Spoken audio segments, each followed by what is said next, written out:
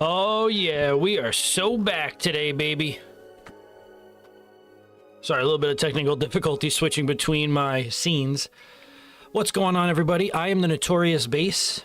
I do a lot of challenge runs, short form content, and all different forms of survival horror content and others over here on the YouTube channel. We also are starting to perform on TikTok, which you can find me at the Notorious Base as well. It is pinned inside of the profile of my YouTube channel, so feel free to check that out for any good short form content that we have been cooking up, which has been a lot lately. It is great to see so many people here today, and those who can't make it to the stream could always watch the VOD in the retrospectives playlist.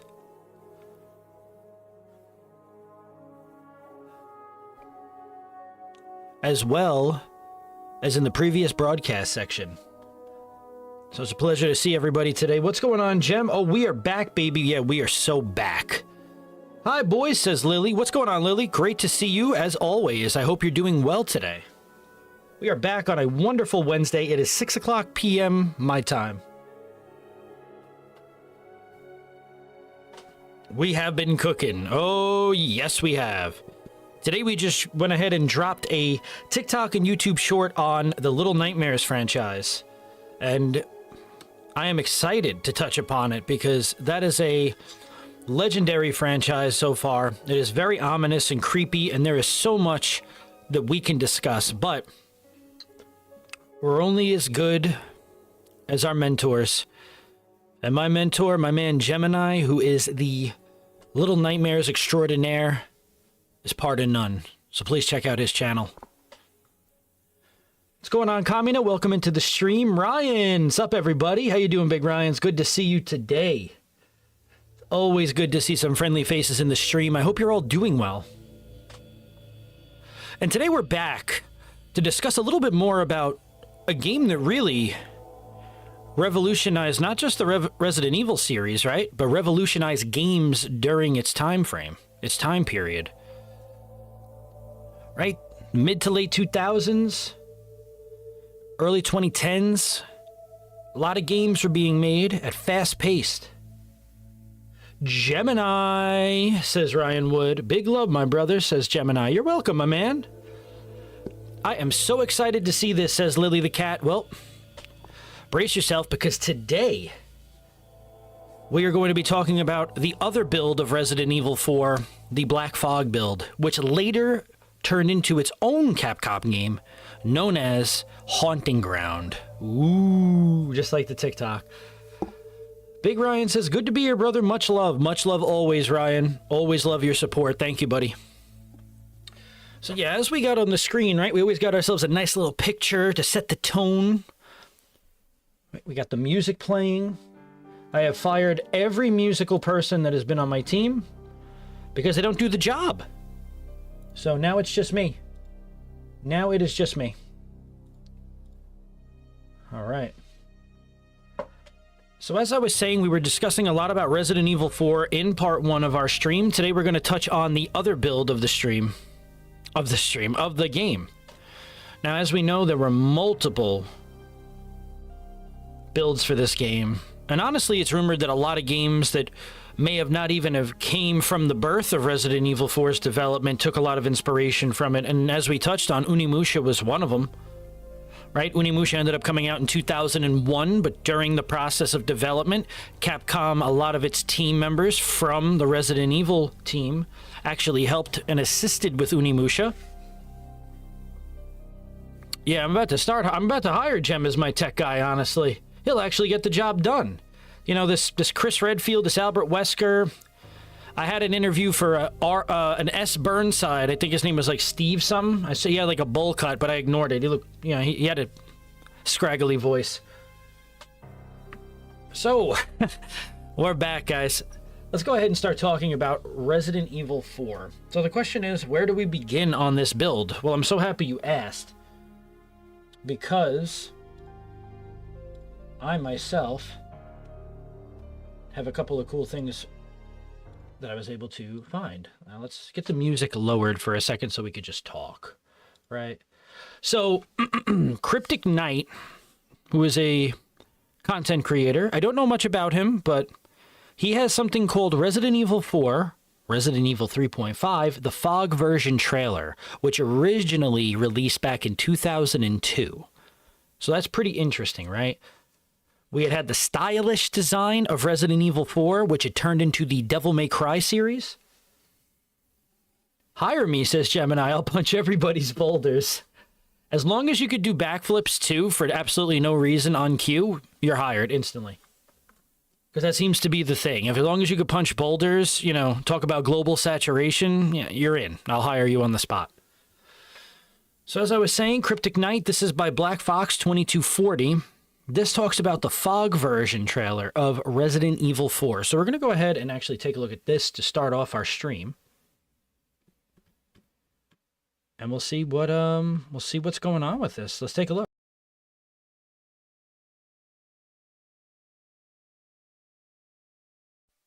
Gamecube.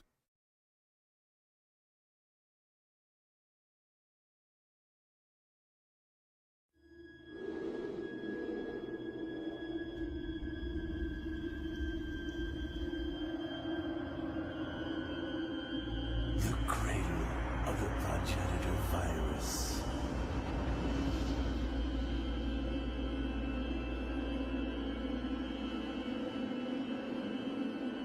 Leon S. Kennedy.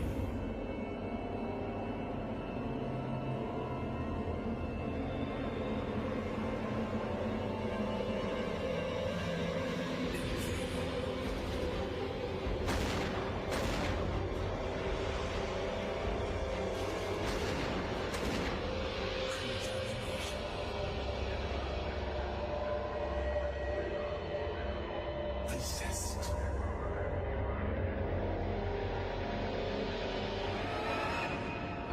Biohazard 4.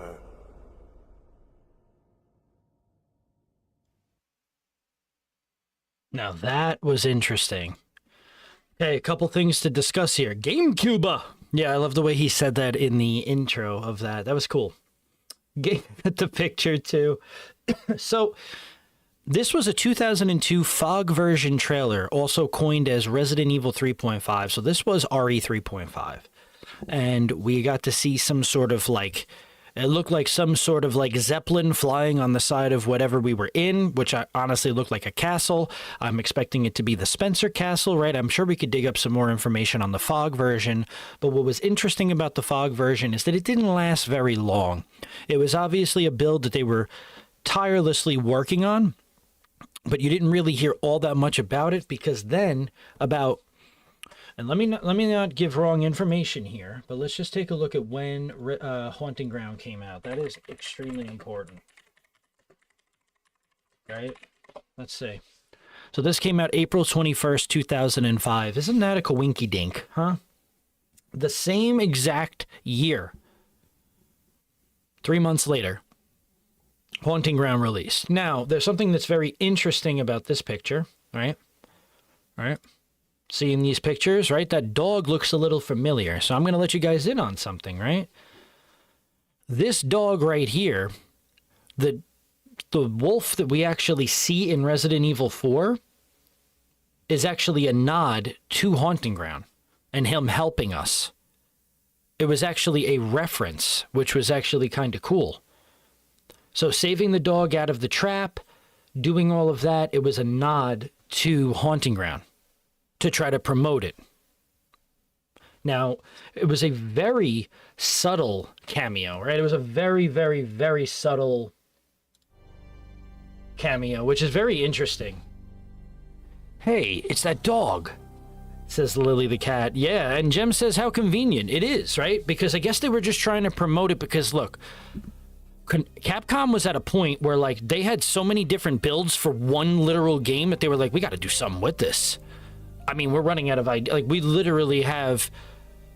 I mean, there's probably been a lot of games that have had multiple builds before they were released, but Resident Evil 4 went through development hell. Let's be real here.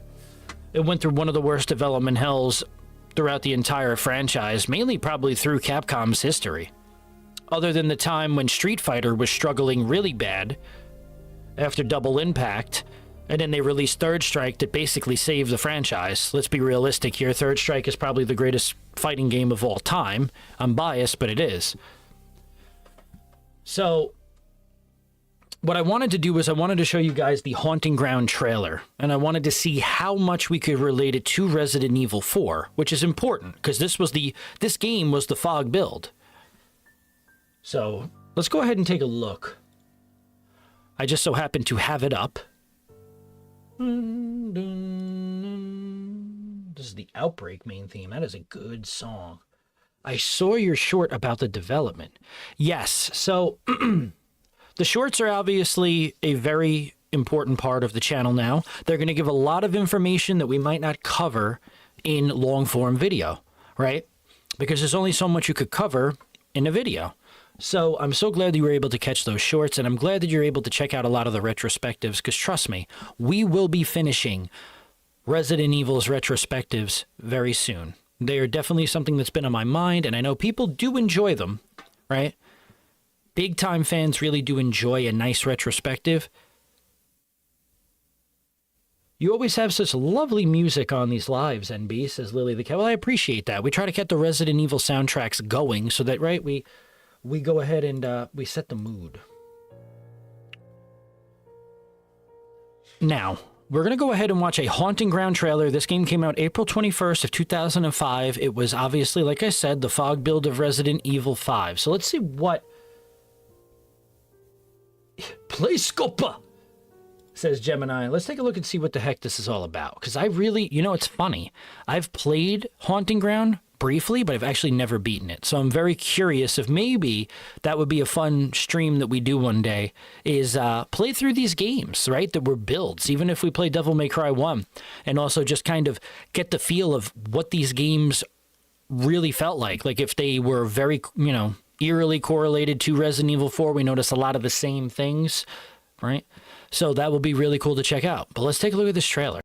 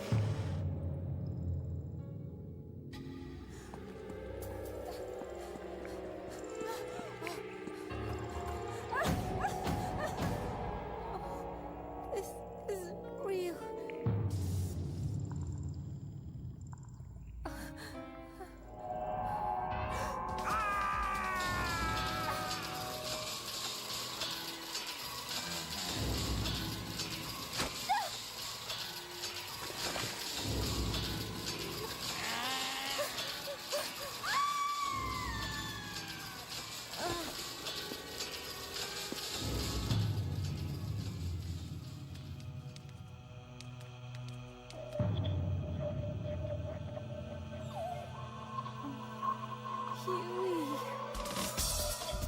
There he is, Huey.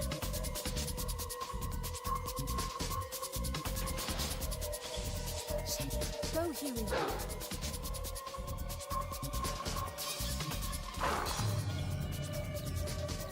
He actually made the same noise. Funny enough, real quick, he actually made the same noise as a canine attack in a Resident Evil game, like Resident Evil 2. And obviously, this wolf is literally identical to the one that ends up in Resident Evil 4. And yes, I do agree, Jem. So many RE vibes in this trailer. Even the graphical designs of the asset textures of the castle look a lot like RE4's castle.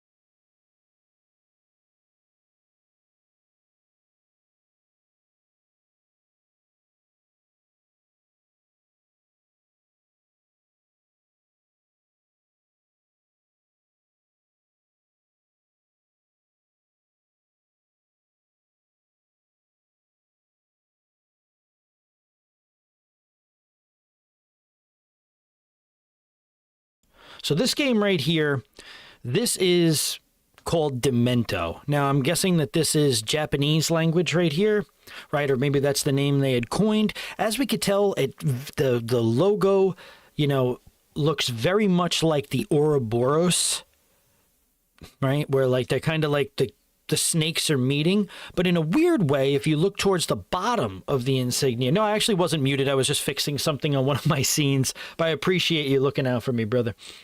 If we look at the bottom of the logo, it looks a lot like the Los Illuminados insignia from RE4.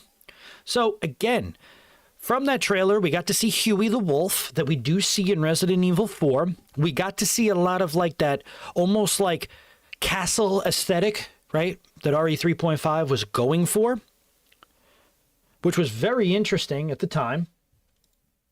The thing that I wanted to discuss with you guys was that this game was actually not very well received, right? It was a lot like, it was a lot like, I don't know if you guys know this, but there was a game made by Konami, right? Pesetas, ganados, calos. You know, there was a lot of games that were being made by Capcom and Konami that if some of their projects didn't pan out, they were like, we're going to go ahead and do this. It's kind of like when Squaresoft made so much money off of Final Fantasy VII, they made Parasite Eve. I don't know if anybody here is a Parasite Eve fan, but that is why Parasite Eve came to be, because they made a shit ton of money off of FF7 and were able to go ahead and make themselves a brand new game and franchise. So pretty interesting to see. Right? We saw a lot of similarities. The theme of this game is a lot darker than most, right? People are caged, tortured, abused. Like, it's a very dark-toned game. I don't know if the reviews were mixed because of the tones, but what I can say is that the tones are a lot harsher than a Resident Evil. They align a little bit more with a Silent Hill, right? So we can take a look at a little bit of gameplay of Haunting Ground. You know? I actually have a video that I wanted to see. It's very short before we go ahead and do that. So this is similarities between Resident Evil and Haunting Ground. Now, this video is only 2 minutes. Its gameplay is recorded by them. Desativado, if I pronounced that right. We'll go ahead and give their link in the description of this stream once it's done, as we always do. But I'm curious to see even the smallest similarities between these games, because it's obvious that there was so much that was built up. Seems to be the Japanese public don't take to the dark themes in video games all that well. Well, you're right. You're 100% right, Jem. And I think that was a big problem for Silent Hill. If you remember me talking about in our part 1 of Resident Evil 4, Silent Hill 1 performed very well. It performed very well in Japan, but the themes of Silent Hill 2 didn't as much. It performed much better overseas, right? Over in the European, areas, as well as the US, the West, right? It did a lot better over here than it did over there. But after a while, through Japanese customs and stuff, people started to connect with it more. That's why I believe Fatal Frame was so big by Koei Tecmo, because it related a lot to a location that they were familiar with. But it's interesting. Resident Evil related everywhere. It's interesting how much of an impact it had. So let's go ahead and take a look at some of the small similarities we have between Haunting Ground and Resident Evil. Spiral staircases. Interesting.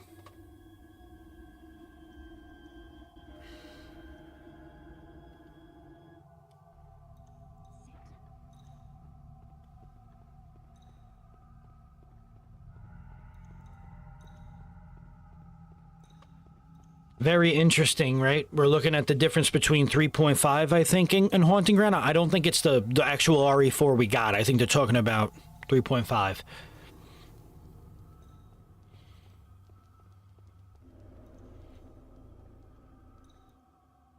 Outside corridor. Wow, look at that. Look at that quality. That's like some 140p. Wow! Wow, hold on a minute here. Hold on a second here. So he's claiming that they used the texture assets from 3.5 to go ahead and make the Lost in Nightmares DLC location. I don't get that, as they have some wild anime. You're right, Ryan, right? It's very interesting, the themes and the things that are acceptable in different cultures, in different forms of media. And I guess in the early to mid to late 90s, psychological horror and also like dark tone themes weren't a big thing, like as heavy. Maybe in anime form they were, but in gaming it was an art that was yet to be discovered fully. And I think the 2000s, late 90s, 2000s really blew up the scene for horror games, truthfully. So this right here is just something really cool that I didn't know, right? We're looking at Resident Evil Lost in Nightmares, which I did a no save, no damage run on over on the channel, right, in the Resident Evil 5 playlist. And honestly, being at the Spencer Castle, because that's where you are, it always made me think, like, damn, maybe this is like, you know, this is what Resident Evil 3.5 was going to do, where we climb up through the castle to finally meet Spencer, right? Because he was never at the Spencer Mansion, figurative, you know, it's Spencer Mansion, Oswald Spencer, not going to be in the same place, of course.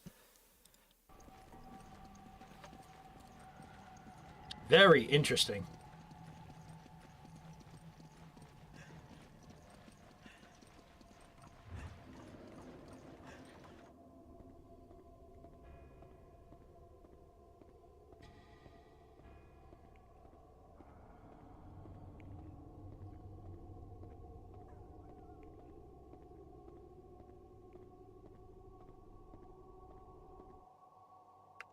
Flower garden.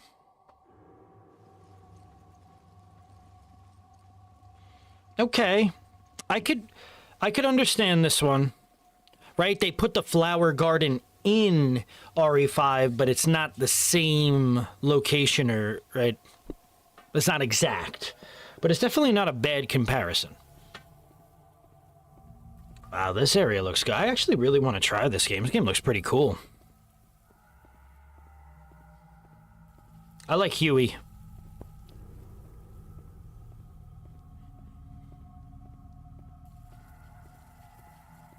I wonder if... Okay, blood from the... blood of the protagonist. Blood, flesh, woman. Man blood. Okay. Okay, that's those aren't some... This is definitely something that we're going to cover in short form, right? Like we're going to make a TikTok, we'll go ahead and make a YouTube short discussing 3.5. Obviously, that's the next project we have coming in the retrospective is 3.5, which, you know, we'll cover a lot of what Resident Evil 4 before it actually became a numbered, right, franchise. That was very interesting stuff. So let's go ahead and discuss this for a bit. what did a lot of us think, right? These trailers are very dark toned. And it seems like the Fog world, the infamous Resident Evil 3.5 was such a big deal. People were seeing different screenshots, different trailers being released at different E3s, different conventions. But the final product was so different.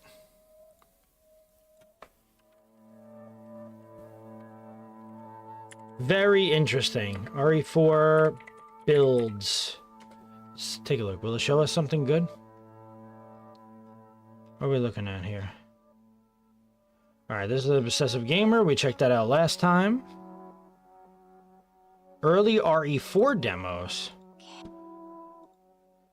This is very interesting stuff. Because Resident Evil 4, let's go ahead and type it out.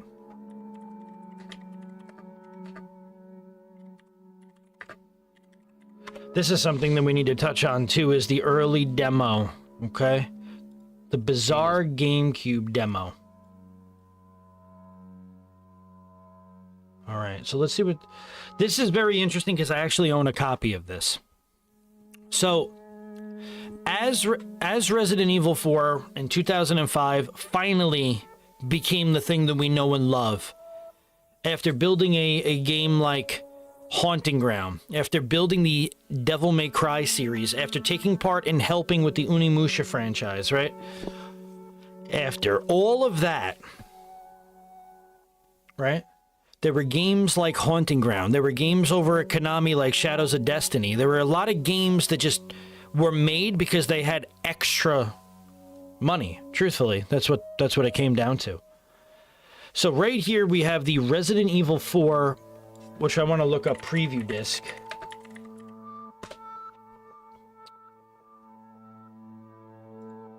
Now this is what we're looking for here, folks. So right, we touched on the Fog demo.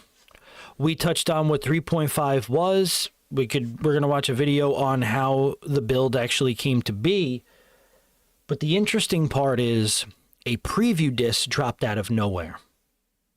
During the time where 3.5 had just finished up, they had basically said they had axed the idea of the Fog world and that they were going to use it to make a new creation, right?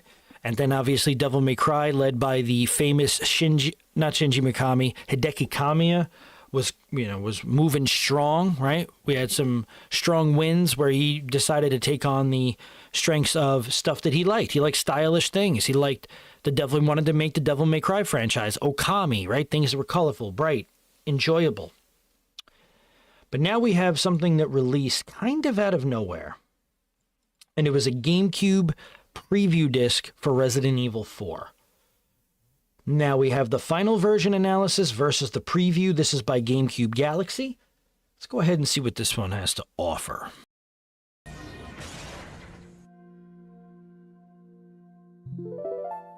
Resident Evil 4, hands down my favorite game of all time. I still remember being mind blown when this game released in January of 2005. However, I will still never forget walking into the EB Games at one of the malls in New York where I was living at the time in October of 2004, and it was at a GameCube demo kiosk. Right there was a demo of Resident Evil 4.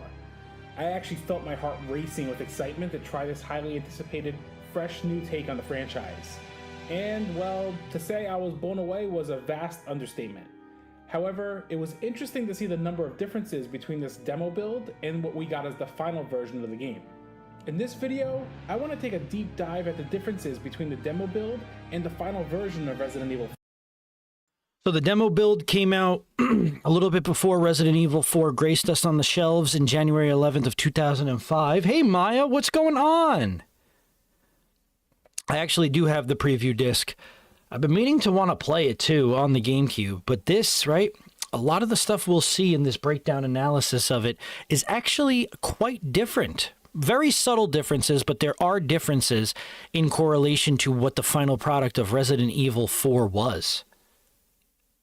New York, you heard? It's good to see you, Maya. Welcome into the stream. We're going over Resident Evil 4 today. But before we begin, if you haven't yet, be sure to hit that subscribe button down below, as well as that notification bell. This way, you don't miss out on any future GameCube content. With that being said, let's enter the world of survival horror.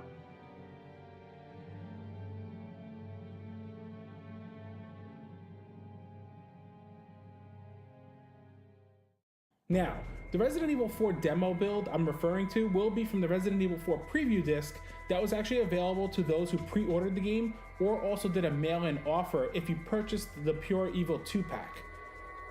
Resident Evil 4 was not only a big deal since it was initially an exclusive for the GameCube, but was revamped several times to be different games. Now that's interesting. This was called a Resident Evil Trial Edition, right? And it seemed that we had to do a couple of things in order to get a copy of this, which is... 2-pack. Okay, so we needed the Resident Evil 2-pack, which was the pure horror one, which I actually don't own, but I know somebody that does own it, and it seems to have contained it, which is very interesting. There was a pre-order bonus.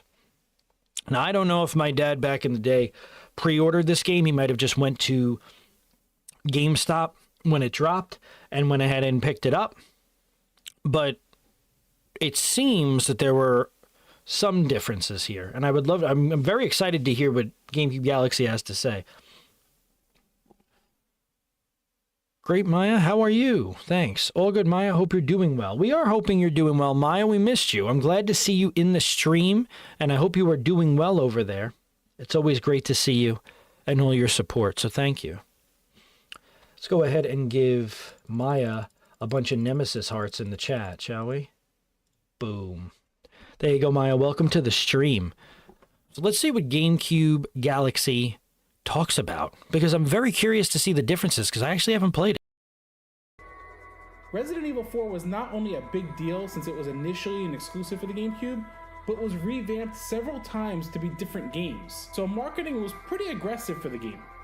Anyway, let's start off with the heads-up display. Immediately, you can see that the health bar in the demo is only half the length of the final build, and is a single bar. Meanwhile, in the final build, the health bar actually goes fully around, and it's separated into smaller bars. It also showcases that your health can be upgraded and where your maximum health is currently allotted to. The next difference is the map. The demo build looks like it's a more physical paper map that's a little bit worn out, versus the final build actually making it look more like a PDA device. Next up is the inventory. So as you can see here, the demo's inventory screen was actually a static image, and while nice looking, was nowhere near the mastery of the final build shown here. The final build has a fully rendered and animated model of Leon, with different animations based on which weapon he has equipped. Also, the final build has the attaché case that makes it more of a puzzle to manage inventory than the traditional box spaces dedicated for each item. I'm glad that they changed this in the final build, because the inventory menu in Resident Evil 4 is among my favorite menus in gaming, period. Additionally, another difference is the knife. In the demo, you will need to open up the menu and manually equip the knife for in-game use. This is more like the original Resident Evil games. In the final build, the L trigger was the dedicated button for pulling out the knife to use at all times. This was a smart change since it drastically made the gameplay so much smoother, and honestly made me use the knife more since I didn't need to actually carry it in my inventory and equip it manually. Next up is the context action animation. When an enemy is stunned after shooting them in the head, Leon can run up and either roundhouse kick them in the face or shoot them in the knee and then do a different type of kick. In the demo, he actually has the animation that he would normally do when kicking open a door. In the final build, he has a more stylish 180 spin back kick. Yeah, so this seems to be very bare bones, right? Like it seemed like the preview disc kind of realized, like, if we could put this out and we could kind of see what people say about it, if they get a copy of it, because really back then it was really word of mouth magazines and like when you went to pre-order a game. So I feel like putting a demo out that wasn't a part of, like, you know, a demo disc that came with like multiple demos, that was very daring of Resident Evil. And the fact that you had to pre-order this game or get it through the Pure Evil pack was also quite a challenge, because I'm sure a lot of people didn't even know about it. To be honest, my dad might not even know about a preview disc like this. Oh, damn, they made significant improvements, it seems, says Gemini. Yeah, a lot of very subtle but yet important ones. And let's be honest, the attaché case, just like he said, I mean, it's one of the most legendary inventory screens we've ever seen in a game. Thanks, Gemini. Your stream last time was fire, but sadly I was having a fever and couldn't watch to the end, says Maya. That's unfortunate. Not to worry. There will be more streams. Are you feeling better now? We do hope you're feeling better now, Maya. Hopefully everything is doing well, right? A lot of things are going around. It's the time of the year. I had no idea that this existed as well, Gem, until I ended up finding it at one of my local game stores and purchasing a copy of it. It's something that I haven't deep dove into yet, but this is actually pretty insane. Pretty insane. Here's another good change since it actually brings you more into the action.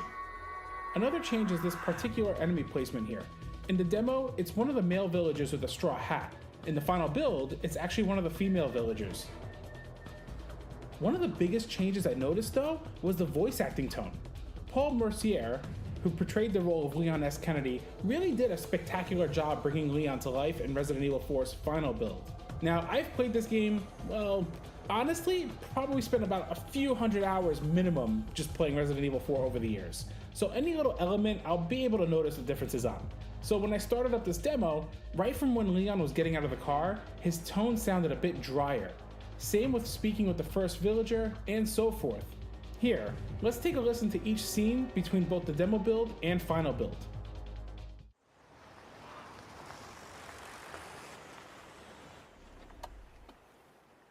Just up ahead is the village. I'll go and have a look around. I'll go and have a look around. We'll stay and watch the car. Don't want to get any parking tickets. Right. Parking tickets. Right. Parking tickets. Good luck. So right off the bat there, we're already noticing some, as Lily said, there was a few serious changes made, right? Yeah, I mean, think about this, right? When we look at a game and we see how much it's done, right? Just even based off of the volume of the sounds of a person's voice, right? Their tone. A tone is so important in any form of like media or art that a tone gives off how you're going to portray a certain area or a location or a conversation.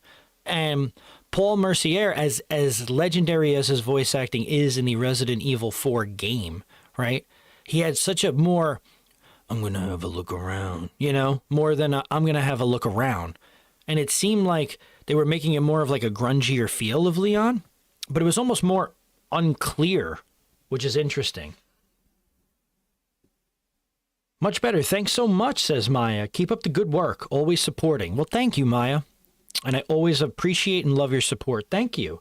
Ethan says, yo, what's up, Brother Bass? How's it going? What's up, Ethan? Hope you're doing well, brother. We're just talking more about Resident Evil, right? 4. This is the part 2 of the stream. Slight inflections in the delivery completely changed the character. Couldn't agree more with Gemini right there, right? You could completely change the way a character is modeled, the way that they are perceived, the way that their tone is, right? We love Leon for who he is, and his tone speaks a lot about it. So I totally agree with that. It's actually kind of scary how far the differences are from when we were talking about last stream, with a more stylish approach, right? With Tony Redgrave and Leon not even being in it, to now we have Leon. We're seeing him for the first time after the Resident Evil 2 incident at Raccoon City. And he looks the same, but there are certain differences and inflections in the voice. Very interesting. Jeez, who are these guys? Did you say something?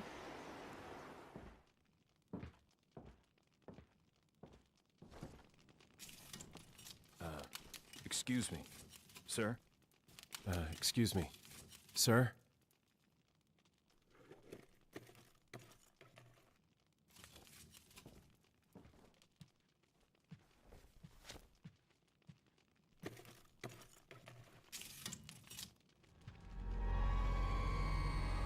I was wondering if you might recognize the girl in this photograph. ¿Qué carajo estás haciendo aquí? ¡Lárgate, cabrón! Sorry to have bothered you. Sorry to have bothered you.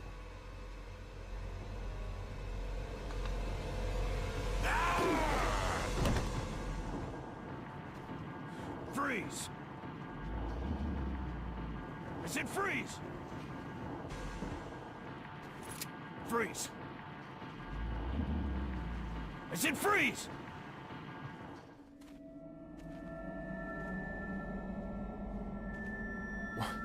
Where's everyone going? Bingo?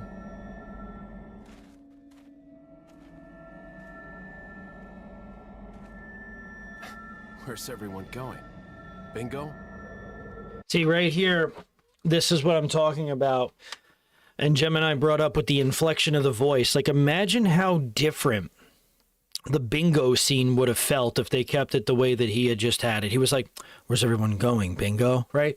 This one was like, where's everyone going, bingo? Trying to make more of like a comedic relief as to like give a better tone, right? It was so important in a game. I'll always love Leon, says Lily. Absolutely, right? Leon is a Chad. Honestly, aside from Chris or Jill, I mean, really, out of the main four, he is incredible. And he really took the Resident Evil franchise by storm with 2 because people loved him. 4 did the job for him. We saw him in 6, unfortunately. But it was just, right? He took over a lot of games, and there's a lot of speculation that he will be in 9. There's a hint of uncertainty in the complete version that helps maintain Leon's rookie roots, in spite of his extensive training. I agree, right? It almost feels like in the preview version, he lost a lot of his humanity after being trained, to where there's no like comedic gesture, there's no comedic relief. It's very interesting, the dynamic between these two and just what they were able to change. It almost sounds like they bass boosted a lot of like the voice overs, right? It sounded like they went ahead, reworked the lines, lifted a lot of the sound and made like them clearer, made Paul Mercier's voice clearer, which was very important. Tone makes a game. Pretty noticeable, huh? Also, I noticed that Leon has less reaction to his actions. For example, when he jumps out of the window in the demo, he does so without making any kind of sound. Whereas in the final build, he has a much more natural reaction.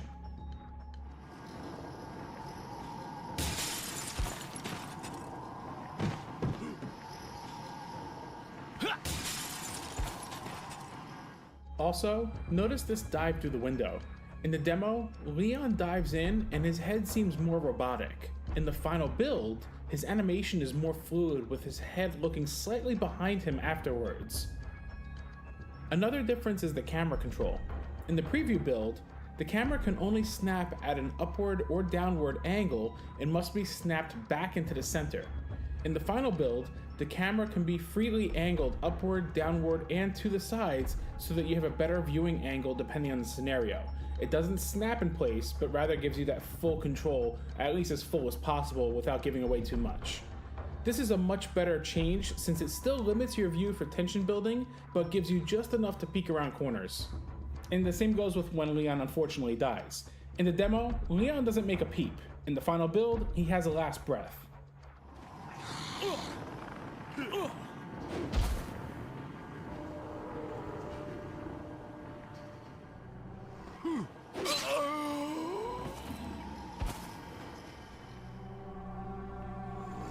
Yeah, so that's interesting just based off of his death sound. When he dies in the demo, there's just like no noise, he's just dead. And then obviously, as he dies in the final version, he's like, right, the legendary voice sound that we use quite a bit over here on the channel. Francis, greetings y'all, home now from a long but good day at work, filming in on what the hot Resi Evil gossip is. Just giving you a little grief, Brother Bass. After Chris, Leon is the GOAT. So we have somebody in here that's debating if Leon or Chris is the GOAT. That might be a fun discussion for some time. Says Gemini, right? Very legendary sound. This guy right here, Gamecube Galaxy, he did one hell of an analysis. And I think that that's very important to discuss. There were so many different builds of this game. It's like, it's scary to think about. Like, Resident Evil 4 could have been a totally different game as we knew it, right? When we talk about the sales and the way things were going, especially fixed camera angle was such a big part of Resident Evil up until this point. It almost seemed like the demo tried to still capture the up center right, down camera angle to where they gave us more of a free look around 3D camera angle in the finished product. It's very interesting how much effort they put into this final build. And honestly, it's very interesting to see, and I wonder if we have any information. Resident Evil 4 development interview. That's what we want to see here. Rapid fire. 80. Wow, that's a lot. 80 questions about the RE4 remake. No. We want to look at Resident Evil 4 2005. We all know about the remake, right? Resident Evil 4 developer interviews. That's interesting. See what we got going on here. Great job, Galaxy. It's my favorite one, and I haven't known any of this. I didn't personally either. It's always good to go ahead and take a look at different things and learn from others. So we have a lot of different stuff right here. Resident Evil 4, what happened? This is by Matt McMuscles, okay? Seems to be a very established content creator, so make sure you check out his stuff. I love watching these videos because just as much as I love talking with you guys on it, I'm also learning a lot on it, right? Because Resident Evil 4 has so many different layers to pull apart. So many different webs. The farther you, it's like an anthill. The farther you dig down, the more tunnels there are as to what exactly happened. Resident Evil 4 was a game that not only transcended gaming, it is now in the top 25 games of all time. Any list you look at, any list you make should have it in it, right? Just as much as Resident Evil 2 had such a massive impact on the franchise and the story and the way that the game was played, Resident Evil 4, for better or worse, changed the dynamic of gaming. Came out the same year as Gears of War, came out around, maybe 3 years prior to Dead Space. They had to rework Dead Space because of it. I mean, there were a lot of things that were different. And it's almost like, why? Why did they decide to abandon the fixed camera angle? See, the thing I never understood, right? And I think I talked about this maybe privately with a few friends, but also maybe with you guys as well. If you just put fixed camera angles. I think I talk about this actually in the Resident Evil video that we have out on the channel with Mr. Gemini and Mr. Tibbs. If you just put fixed camera angle options or even first person options in a game and gave players all different options to play a game the way they literally like it, I don't think there would ever be a negative review on a game. Because think about it. Some people couldn't stand the first person. Some people couldn't stand over the shoulder. And some people were tired of fixed camera angles. Like my brother, he loves Resident Evil. Die-hard fan. He was never the biggest fan of fixed camera angles because he was born in 2000. So as he got older, and by the time it was 2010 and he was 10 years old, his first game was really me showing him RE4, but also RE5. Because by that time, that was a release around the age of 9 or 10 years old. So his was RE5 and it was more, right, heavy on the action, but it was over the shoulder. And don't worry, I educated my brother on the entire RE franchise and he has played through all of them and loves them dearly, but he does have a soft spot for more of the third-person camera angle. Francis says, if Capcom is making Resident Evil 9 have Leon S. Kennedy with the outfit in RE Damnation look, and Jill Valentine got the Rock Disco Jill outfit, I don't know, I'm just saying, rumor with the goats. Hey, look, I honestly always liked Leon's jacket as well in RE6. I thought it was really cool. And in Damnation. I think that Leon's aesthetic is his hair, right? And his very, either Boy Scouty attitude or his darker toned, reserved mannerisms later on. So I'm interested to see what Matt McMuscles has to say. What happened to Resident Evil 4? My fave is RE4 Remake. I don't know why. Well, for starters, it's definitely one of the greatest remakes ever made in a game. It re-revolutionized a game at the time. This game the remakes ended up being nominated for Game of the Year again. I have never, and I don't know if you guys know this, but Resident Evil 4 in 2005 won Game of the Year. And the fact that it was nominated for Game of the Year again in 2023 for its remake just speaks to how important this game was. Now, I would say a lot of us got to see Gemini stream Resident Evil 4 Remake. I unfortunately didn't get to see him stream it live, but I got to watch a lot of his content afterwards, and it was hysterical, right? With the boomstick and all. It was incredible.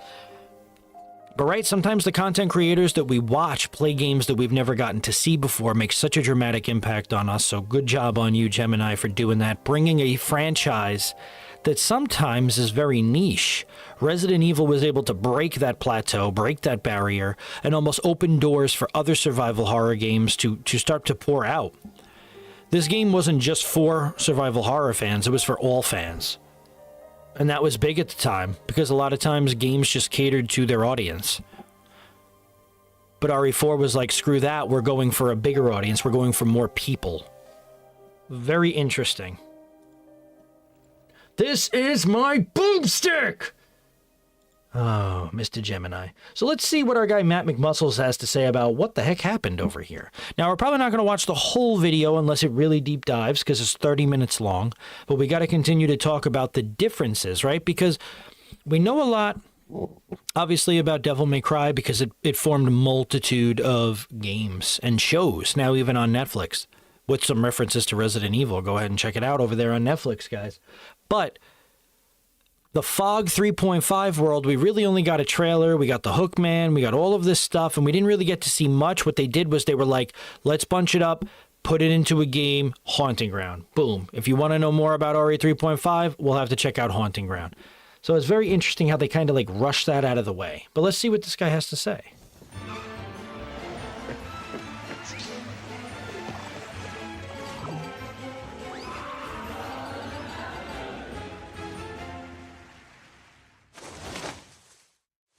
Welcome, stranger, to another Ganado-slashing, box-smashing, right and detaching episode of What Happened? The show that...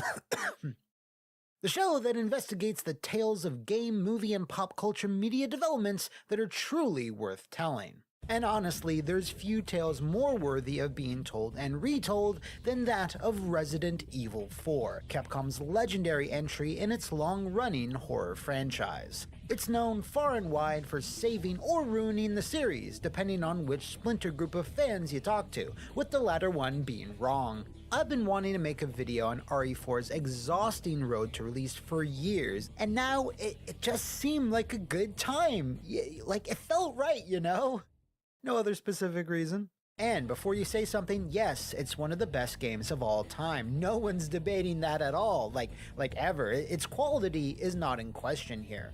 This is about its incredibly protracted development history that's filled with as many bumps, twists, and turns as Leon's own wacky European vacation.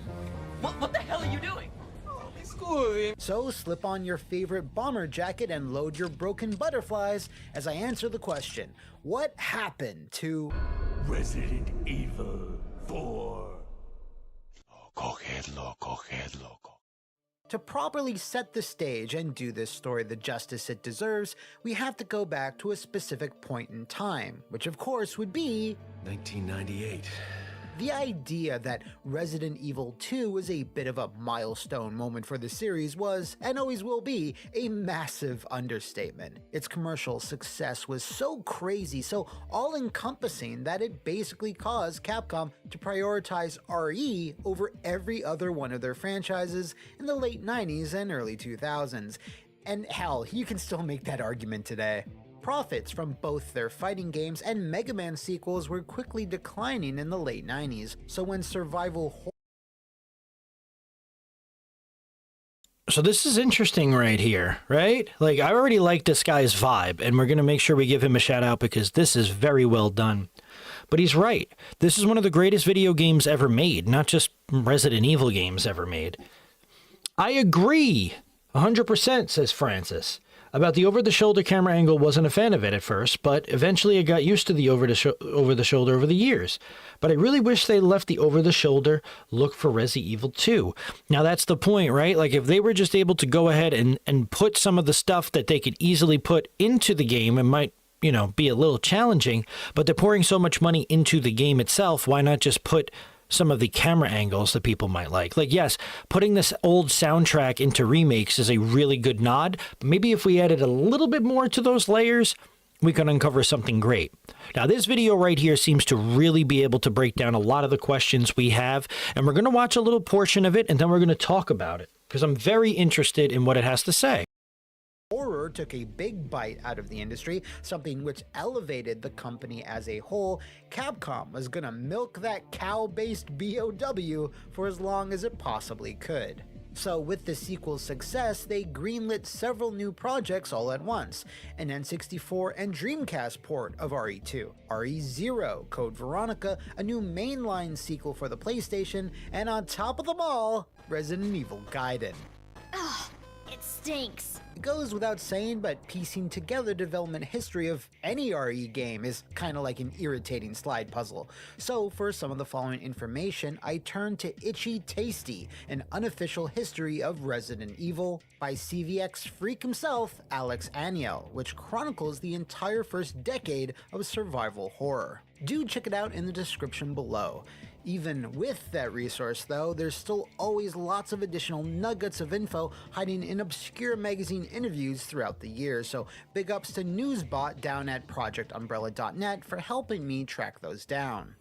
Now, just slightly before RE2's mammoth success, while it was still being finished up after its reboot, RE3 was already in the planning stages, with Masaki Yamada, an event director on RE1, in the director's chair.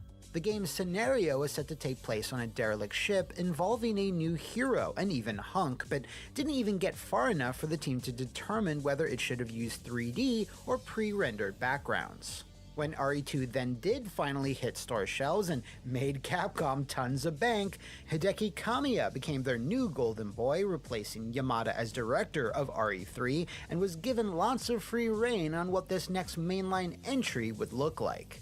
Work began anew officially in 1998, with the old scenario being thrown out, or possibly being reused for Dead Aim, but very quickly Kamiya realized that he simply wouldn't be able to top what he had achieved with RE2 if it was to remain on the original PlayStation.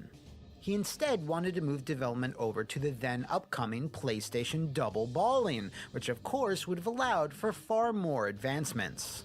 Sony had announced that their sophomore machine would only be hitting the market in the later half of 2000, which meant that a numerical sequel to Resident Evil 2 would take a lot longer than initially expected. Yoshiki Okamoto, who was the general producer of Capcom's console output at that time, did not want rival companies like Square or Konami to overtake them in the horror space. So while Kamiya's team were cooking, Okamoto decided they would release even more ports and spin-offs to keep the franchise at the forefront of gamers' minds. I paused it right here on Resident Evil Survivor, because this is the game that we're going to touch on, obviously, in our retrospective world, right? Resident Evil Survivor was a game that was released in 2000. It was a rail shooter, and honestly, this is no shot at Resident Evil Survivor. I know there are people that like it. It was a cash grab by Capcom to put something out in the last stages of the PS1 prior to the PS2 releasing in 2001 in the United States and overseas, right? Yeah, Survivor, says Gemini. I mean, I know you love that one, right? Just a lot of nostalgia with a lot of these games. It's very interesting that now I never sat and actually thought about this, but the first adaptations of what Resident Evil 4 were probably dropped into a lot of games. Just like we talked about with Resident Evil Dead Aim, which if you look at the front cover of Resident Evil Dead Aim, the artist looks like the artist who makes SNK games, which is pretty awesome.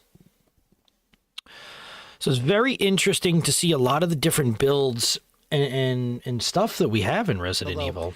Some of these projects may not be worth remembering. Ooh, man, he took a shot. He took a shot. I know you think that I'm a murderer, but you're wrong. One such... I do. I completely agree with Base. It was 100% a cash grab, but it was great for me as a kid and to see Resident Evil Universe in a new perspective. I think that was something that was very important about it too, right? Resident Evil Survivor is an actual canon video game. It actually takes place on Sheena Island, which was a BOW testing ground, where the entire island was really Mr. X's, hunters, spiders, like a lot of those big creatures that were released into Raccoon City. A lot of the origins and creations were on Sheena Island, which was owned by Umbrella. There was actually a town on Sheena Island that unfortunately got absolutely wiped out during the events of, Umbrella taking over. I never heard of it, said Maya. RE Survivor? Yeah, I mean, it's a game that definitely isn't mentioned a lot, but it did come out for the PlayStation 1. That's all it came out for. It was never ported onto anything else. I personally don't think it will be ported onto anything else because whether you like it or not, it didn't sell well. It didn't do well. And honestly, its story was a little all over the place, but I understand where Gemini's coming from, right? Because it, as a kid, gave a new perspective. It gave that first-person feeling. It gave a new character that we had never seen before, right? Not Vincent. Vincent was the bad guy. And you just had brand new characters that you had never seen before on an island that was never talked about. And apparently is canon because in the opening of Resident Evil 0, they talk about the events of Sheena Island. So boom, all right, Survivor is canon. Which is insane to really think about. Spin-off was a game known internally as Resident Evil. Thank you, Ark Thompson. I don't know why I drew a blank. I guess once I did that no save, no damage of that game a few times, I just completely deleted it from my memory card, which is my brain. But yeah, Ark was, so this was, okay, so now we're talking a little bit about Resident Evil 3, and we had discussed that this was 1.9 at one point, right? I get it, 1.9 at one point. Was the earliest iteration of this project, and even took research that it was the director's. So he's going to break down all of this stuff. What we want is him to talk about the Fog demo. On October 31st, disaster. Here we go. Eternal darkness. Okay, now this is what we need to see here. I purged it out of my brain. Absolutely super wasn't. While a great idea in theory, combining Eternal Darkness's sanity effects, Silent Hill's dual worlds, and meaty RE-style gunplay, on a technical and logistical level, this version of Resident Evil 4 had set itself up for disaster. Making two versions of every single asset was going to be more than a tall order, something that Kawamura explained to Eurogamer in that same interview. Even if we did have the budget, it was almost impossible to cram all of that into the GameCube's memory. We couldn't even... That is actually mind-blowing. I didn't know that. So, Kawamura says, even if we did have the budget, it would have been almost impossible to cram all of that into GameCube's memory. See, the idea of them going over to the Nintendo GameCube, while it was pretty powerful for a Nintendo console, it wasn't going to be able to... You know, like how when we play like a Silent Hill, for those of us who know anything about Silent Hill or have seen it, the world changes, right? It turns into the fog world. It turns into the other world, right? Which is like more evil and sinister. For them to be able to capture something like that, especially like what Eternal Darkness did and Silent Hill 2 on a GameCube's optical disc, it wasn't going to be favorable. And yeah, it does speak to the limitations of the time. That was the biggest problem. There were so many limitations, and I really think that was a big problem for Resident Evil 4. I think that Resident Evil 4 had such big eyes, but a small stomach, right? Like sometimes when we go, for an example, to, I don't know, a place and go get something to eat, right? We see something that looks good, but it's gigantic and it's a tall order. And we order it because it looks fantastic, but our stomach is too small to actually eat it. So what happens is, right, we see something, we don't finish it. That's what it seemed like Capcom was doing. Their eyes were bigger than their stomach. They didn't have the budget. They didn't have the means to do it. Well, my gaming brothers, but anything that Capcom announced, a Resident Evil title comes out back then, I always thought RE games were so... Okay. I think that budget played a massive role in Resident Evil's 4's development. Add any monsters. With those technological restrictions in place, there was a very brief period of time where the team were considering implementing just one single persistent enemy. Wow, so just the Hookman. Most likely Hookman, but this was quickly scrapped. In fact, this entire version of the game was thrown into the... So that's interesting, right? Since they had to focus so much on the environmental areas of Resident Evil 4 during its Hookman phase, they were going to have one singular monster that possessed like dolls or stuff be the overarching creature that just kind of followed you around throughout the game. There were no monsters, there were no anything. That's unbelievable. Because the RE4 that we got has thousands and thousands of enemies that we got to take on those ganados, right? Unbelievable. And it was scrapped fast because they realized as much as they wanted to do it, they just couldn't. The capabilities were too small. What they should do is they should revive this in some form now that they do have the capabilities and more. Ben, I'm gonna miss you, Hookie. So the team were back to square one. Now, before we get to the main event, there's one last prototype of RE4 that's not so widely known. Now, this is what we want to hear. The most mysterious of all. Referred to as simply Resident Evil Zombie, this was the team throwing up their hands and attempting to just go back to the classic trappings, familiar settings, and the aforementioned undead, a revelation that once again comes from that EGM interview with Kobayashi. There is some info via an interview at crimsonhead.com that, in addition to the standard zombies, there was going to be a new enemy type called the Daba Men, who would have been controlled by parasitic organisms. Daba means pack horse in Japanese, which is eerily similar to the ganados or livestock from the final version of RE4 that took place in Spain. I mean rural Europe. This version didn't last very long, and when it was quickly abandoned, Mikami decided he had had enough. He was under immense pressure to deliver a blockbuster game, had already made numerous promises to both the press and fans alike, and couldn't just do the lazy thing by relying on tired series tropes. The move to Nintendo exclusivity, a decision he had been a big part of, had also hurt the brand because while his own remake had been a critical success and had sold 1,350,000 copies, that was still a huge dip from RE2's 4.9 and RE3's 3.5.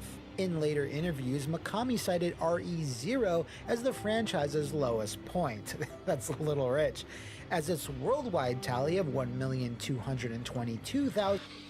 See, but like, I know we're talking about RE4 here, but this all ties into like the overarching theme. Mikami, as much of an innovative guru genius as he was, right, he knew that by the point of 4, he had to deliver an effing blockbuster. Something that was going to be a straight banger. And while these numbers to most of us don't look too bad, I think their departure from the PlayStation over to the GameCube was what hurt it. Don't get me wrong, I love me some Resident Evil on the GameCube, and I love the Nintendo GameCube, but I think opposing the man, like Shinji Mikami wanted to do, like he was getting pissed off at PlayStation for like, you know, kind of like strong-arming him on a lot of his like creative ideas and stuff. He wanted to just, you know, give them an FU and went over here, but the problem was there were so many limitations. A lot of Nintendo fans had never played a Resident Evil before, and bringing it over here was more of an experiment than anything else.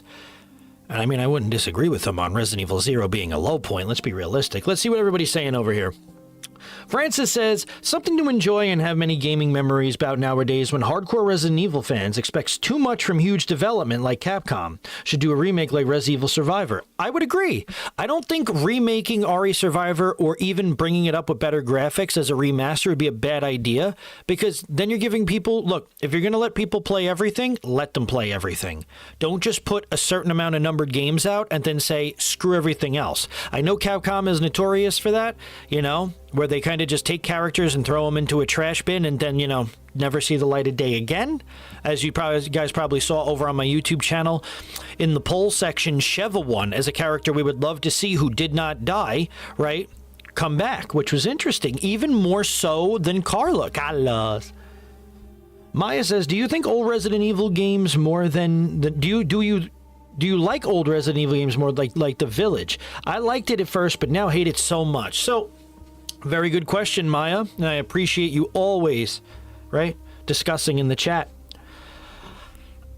I liked Resident Evil 7 a lot. It's one of my favorite games. I did not really care for Village. I beat it. I got the 100% in it. I had fun. But it definitely was not one of my favorite Resident Evil games. Could I replay it? Sure. But it's definitely not. I think the remakes are doing a fantastic job at tying the series together after 7, because obviously 7 was the blueprint of like, okay, now we established this, let's go ahead and remake a lot of the other games so they fit and connect to RE7. Lily the Cat says, I liked Village to play, but not much of the story. Yeah, story was very weak, right? Except for like the ending, which I'm sure I'm not spoiling here. Spoiler alert. Just giving you guys the heads up. Mother Miranda is the actual bad guy, and she was like the mentor of Oswald E. Spencer when he was a student, right? He went over there. It was very interesting, right? Like, I kind of feel like they threw that in just to give you some sort of information that correlated it back to the Resident Evil franchise. I feel like the 4 horsemen of Village were more of a ending bad guy, like Heisenberg and Lady D and Moreau, and Lady Beneviento was fantastic as well. And then all of a sudden, you know, Mother Miranda was kind of like that final boss that you were like, wow, there's still a final boss? This, I don't know. It just didn't do the job. Francis Chess says, hey, I don't know. That's just me. It's just how I see things in the gaming community. But hey, I'm not one to sound so damn judging. Any live streamers, especially when it comes to Resident Evil. And you're definitely not judgmental. I totally agree with you, right? But we all have our personal interests. And I think it's fair to say that it's something you want. The story in the big woman like Nemesis, I hate her so much, but I like the kid monster sound. Yeah, I mean, Lady D, obviously I'm going to keep it censored here because we have a lot of different age groups to watch the stream. But her appeal was what made her go wild in Village. It wasn't so much her character. And I thought that the lady who portrayed her was fantastic. I thought that the castle was fantastic, right? But the castle lasted all of like an hour and we were past it. And then there was still so much more of the game to do. Now, if you were going to go ahead and make that a big part of the game, I agree, Lily. She was done dirty. I feel like it should have been a bigger part or later on in the game instead of Heisenberg, Lady D, for how much they like pushed her out there to kind of like have a bigger part. I don't know. I feel like I beat her in the beginning of the game and it was, you know, that was it. Francis says, I'm just coming out of that. The only thing Resident Evil 8 Village is for my fave character after years of kicking many biological weapon ass, Chris the Boulder Puncher Redfield. Yes, I think seeing Chris in the game and having a huge connection to the Mutamycete, to Ethan Winters, right? We already talked about Ethan Winters and how important he was to the franchise. You know, getting a new face that we never get to see, but like a new story was big, and connecting old characters with it was cool too. For me, I think that as great as Resident Evil 4 is, no shade at it or the remake, I think that what it did by kind of transitioning gamers over to a new style of Resident Evil, Capcom saw dollar signs rather than what made it what it was. And that's not the fault of the fans, that's the fault of the company, right? Resident Evil 5 was not a bad game, it was flawed. The story was pretty good. And the gameplay and couch co-op and co-op was great. And seeing Chris Redfield beat the crap out of a boulder was amazing.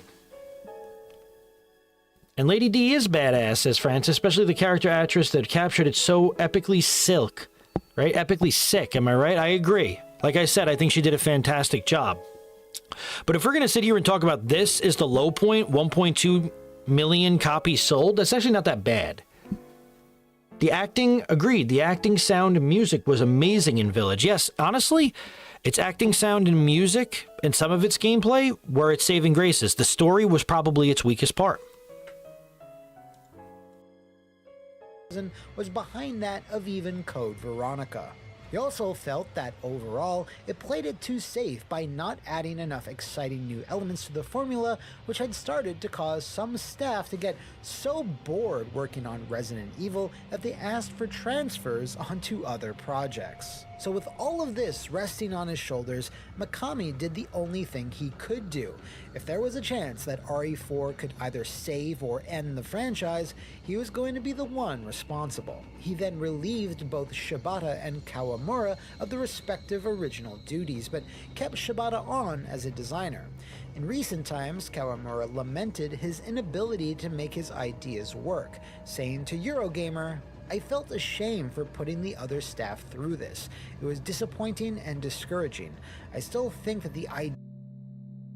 I don't think this was Kawamura's fault all entirely, right? I'm going to go out there and say that on the record. I think that it takes a team to build a house, right? Just like it takes a team to go ahead and build a game. And if one man is doing his best to try to put a game in a direction that will make it sell, they wanted 4 to be on a new generation console, he was doing the best he can, right? And I feel like in Japan, they take pride very serious, right?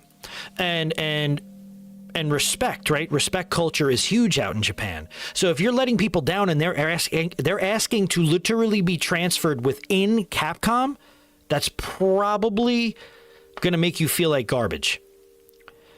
So I kind of feel bad for Kawamura because I think he really was trying and he had a lot of great ideas, but I think if they handed Kawamura the reins on a new Resident Evil in this day and age with the technology we have, he would be doing a really good job. Because I think that his thoughts were just... It's like right place, wrong time, right? Let's say that. I feel like Kawamura's situation was right place, wrong time. I feel like Resident Evil was the right place for him, but what he wanted to do with it, it was the wrong time.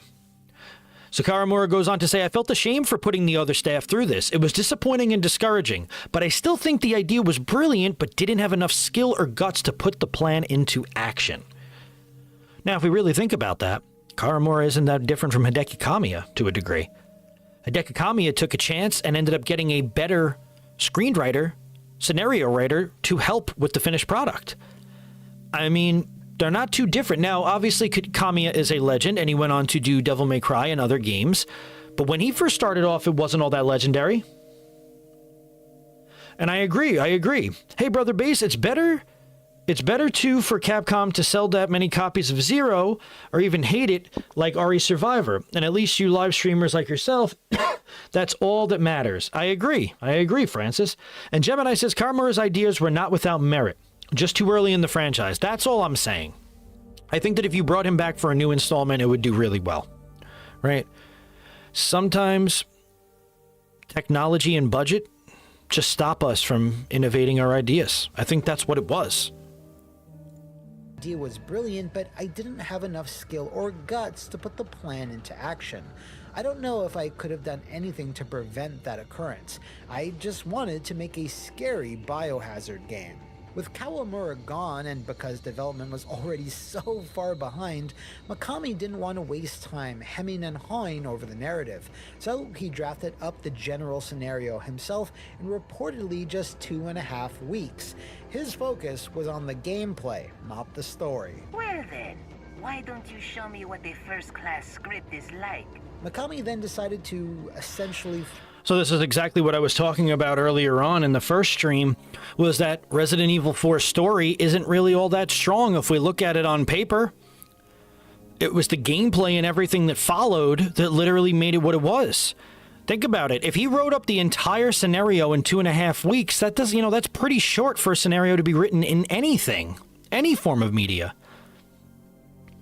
Now the story was still pretty dang good, but it just shows you that eventually, since other people weren't panning out, Kamiya didn't pan out, Kawamura didn't pan out, right?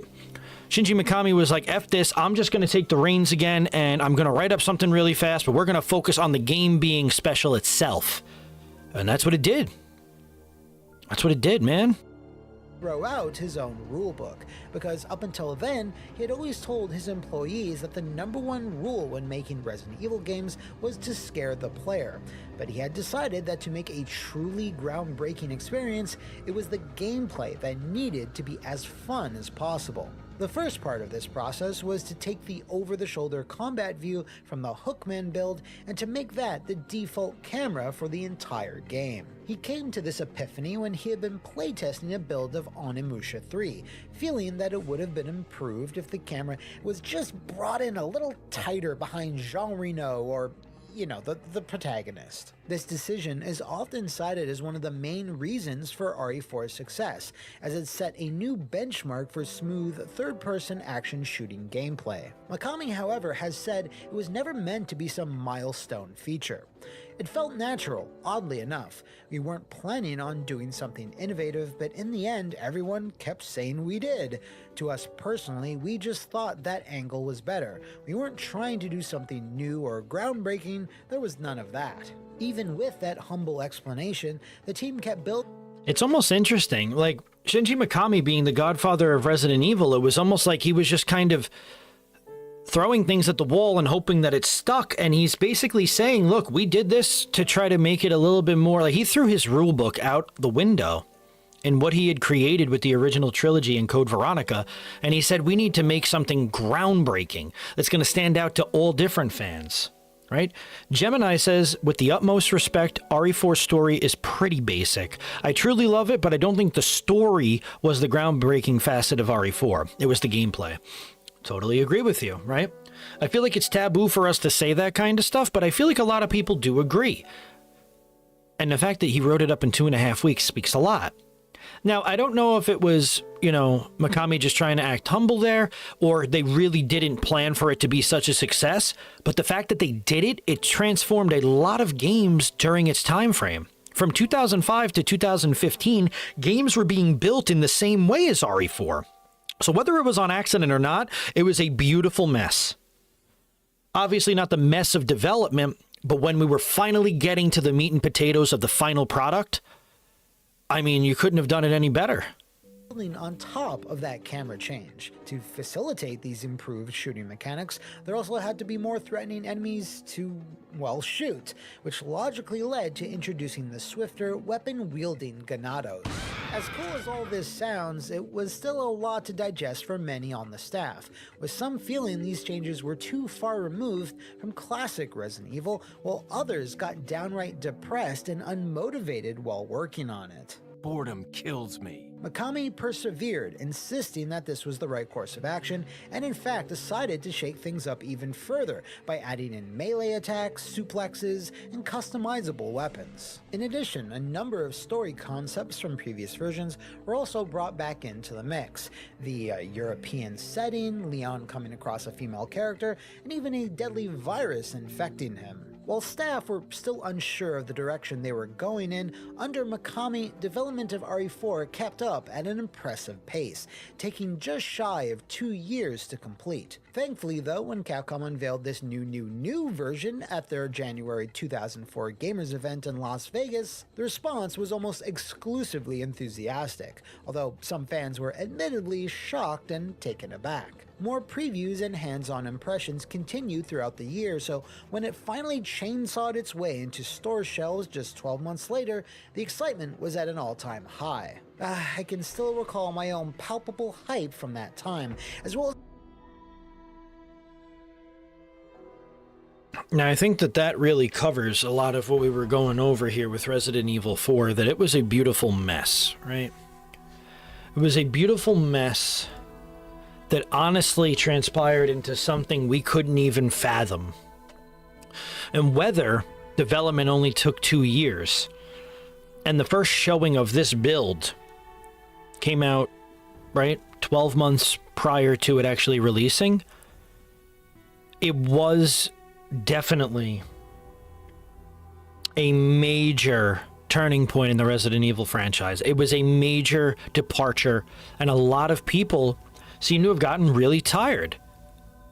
And that's a shame, right? Because it ended up being one of the greatest games ever made. So hats off to those teams that actually sat there and worked on Resident Evil 4, persevered, those that didn't make it through, those that transferred on to work on other Capcom projects, those that were just a part of creating what Resident Evil 4 ended up being. And to Shinji Mikami, I just want to say thank you, because you made a game that not only changed history, it changed my life as well. Growing up watching Leon S. Kennedy be cool, it made me want to do it in high school.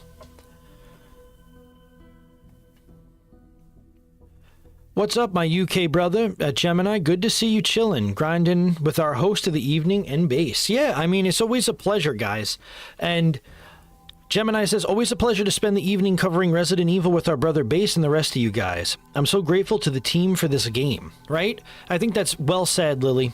Well said. And thank you, Gemini and Francis and everybody who's here, right? Resident Evil 4 was a beautiful mess that just came to be. And it took the world by storm. So I think we got to congratulate them for that. And honestly, guys, with that, we have covered basically everything that we can cover. There's probably a shit ton more for Resident Evil 4's live retrospective. So in totality, this was a 3.5 hour retrospective on RE4, which again, you'll be able to find in the playlist section of the Resident Evil live retrospectives. For real, says Jem, 100% love and respect to the team behind this incredible game, because what they ended up doing was making it great. And look, it may have deviated away from where it was for quite a bit, but I think at the end of the day, what it did by bringing it back when we had Resident Evil 7 and the remakes, right? We were able to leash it back in. It was like a wild dog getting loose. We were able to bring it back in. And guys, just like that, our Resident Evil 4 adventure is done.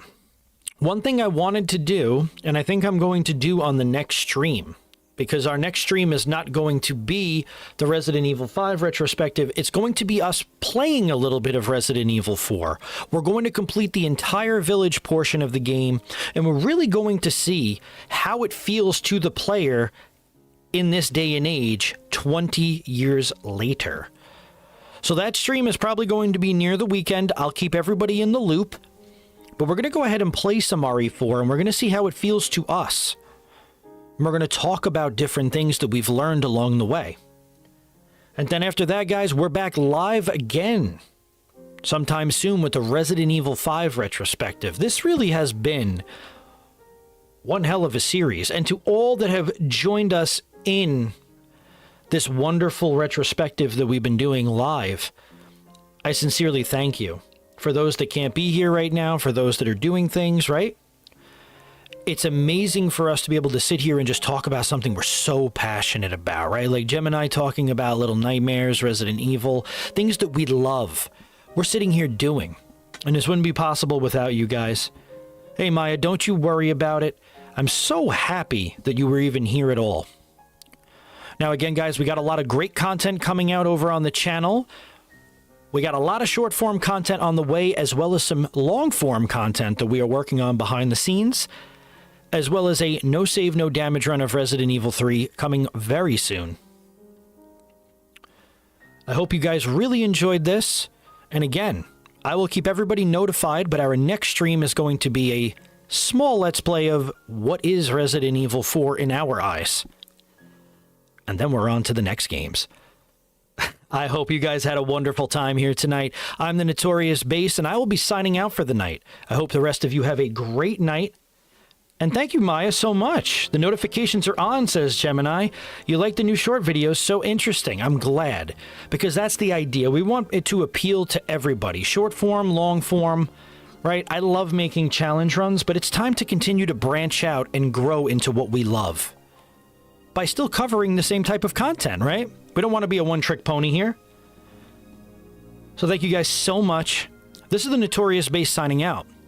I'll see you for the next stream. Where's everyone going?